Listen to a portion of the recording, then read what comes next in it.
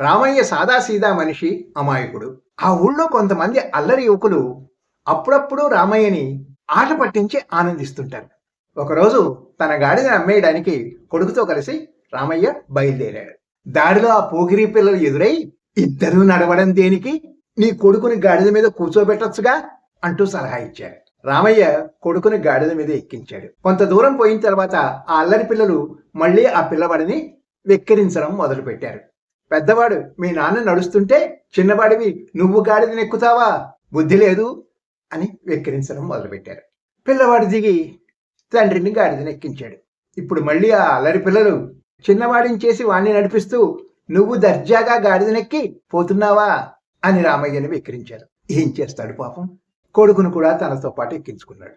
ఇద్దరి బరువు మొయ్యలేక గాడిద కూలబడిపోతుంది. గాడిదని హింసిస్తున్నారని తండ్రి కొడుకులిద్దరినీ ఆడిపోసుకుంటారు. తండ్రి కొడుకులు లేచి నెమ్మదిగా ప్రయాణం సాగించారు.